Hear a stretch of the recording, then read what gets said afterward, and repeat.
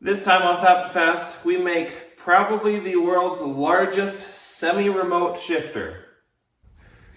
What do you think, Jack Stan? Good. It's working? Yep. Well, here we are, middle of April. Still looking a lot like winter. But I have some good news for you. We got the 5-speed LS boat out of the snowbank. It's in the shop. We're gonna get some work done on it. We are back working on our 1978 Swiftsure Power Squadron, and we are in the process of installing this, which we have dubbed the Power Pallet. What this is a 5-speed manual LS4 mounted on its own modular frame to basically give yourself a 5-speed LS that you can swap into anything. As you guys know, the manual transmission, that seems to be kind of fading away. So this is our attempt to find new markets for the manual transmission. Our first experiment in what we can 5-speed LS swap is this, a boat. If you've seen in previous episodes, we've already got this thing kind of mocked up. Today we need to do something really important. We need to get the shifter moving from way back here to way up over there. And that means it's time to make some stuff. So here's what we got so far for our little invention. This is going to be our shift rod. So it's going to transmit both rotation forces and back and forth forces. So we're going to have to put some sort of brace that goes underneath of it to make sure there's no deflection in this rod. I do want to reuse this because it has the springs inside of it, so that's going to force the shifter to bounce back to the middle row at any point.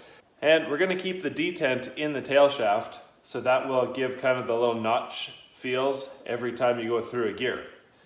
You kind of need that. It prevents you from getting into 2 gears at once.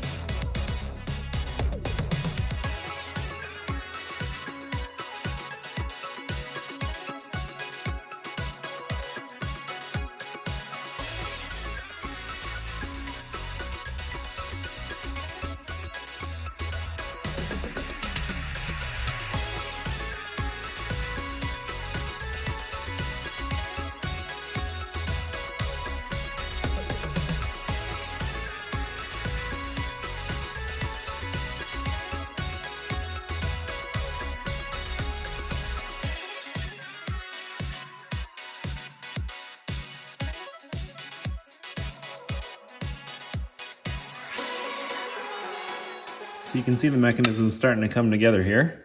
We got our fore and aft teeter-totter, and we got our range side-to-side selector. Clearance is a little bit tight to this whole dampener situation here.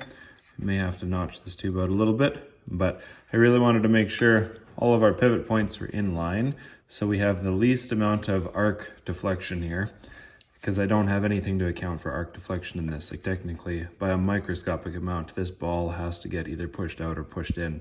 Guys, I just made a really dumb mistake. The worst part is, I didn't catch it until I started editing this video. Like this, we're in the future now. That's one of my future students' drag racing cars. The boat's outside, and the mistake is still in it. See if you catch it at this point. I'll put this clip in the part of the video where the mistake starts, and then we'll talk about it at the end.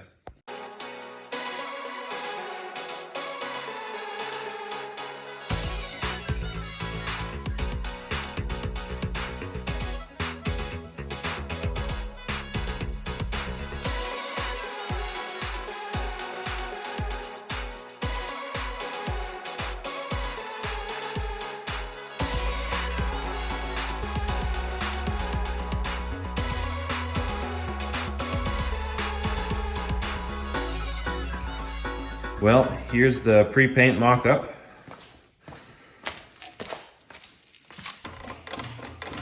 Still got a little bit of looseness in it. I mean, it's relatively firm, but you can see there's a bit of deflection in the shift cable or in the shift rod itself. So we may need to put like a steady bushing somewhere about in the middle of there. That would definitely shore it up. The other thing is the 1.5 inch square backbone that I have here also flexes a little bit. So what we're gonna do is just inside our fake shifter housing, I'm gonna weld a piece of angle iron with a couple holes in it, and we can just lag bolt that into the floor when we actually install this in the boat. And that'll, you know, deal with any of that. It'll shore that up real good.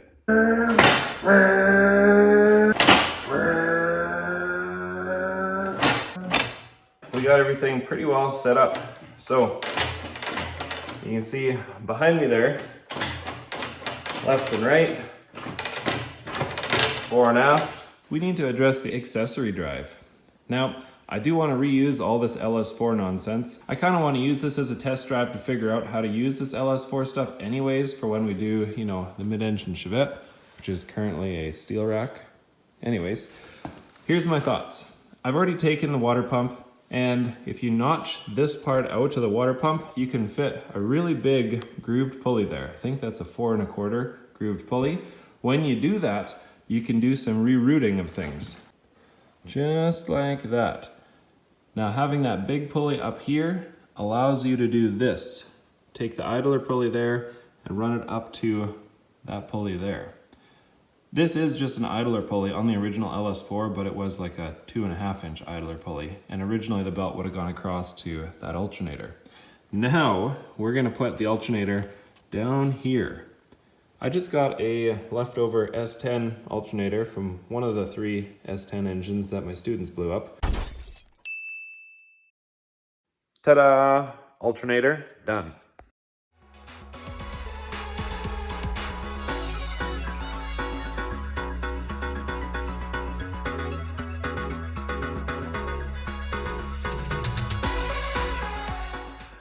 So you probably all caught this now. I made the shift pattern upside down on the shifter.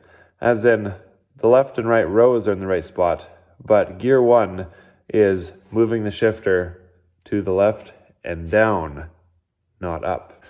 So that brings us to our Bible verse for the day. Proverbs chapter 19, verse 2, part B. Hasty feet miss the way. And that is me. I slammed the shifter together over Easter break in like 8 to 12 hours. It was one day. It was actually one long night. And I probably shouldn't have. So now, we will redo it. I don't know how I got that messed up in my head. For some reason, I was thinking I needed to cantilever the fore and aft motion, but not the side-to-side motion. And I need to keep them actually both the same. Leave a comment below. Tell me the best suggestion. Right now, I mean, you could drive it like that. It's just going to be like, well, you know, the gear pattern should look like this. And my pattern looks like this. Can't believe I did that. What do? You can laugh or cry. There's really only 2 options. The shifter's going to have to come out. Maybe we can put like a little Z-bar in there or something. I do it's a really simple lever system that's in there right now, and it works really good. I don't like adding complexities where you don't have to, because the more complicated it gets, the more, you know, clearances and tolerances and backlash that you're normally adding to your machine. So I guess we're going to have to end it on that bombshell for now. But as always, go make something. Have some fun with your buddies, and go fast. What do you think, Jackson?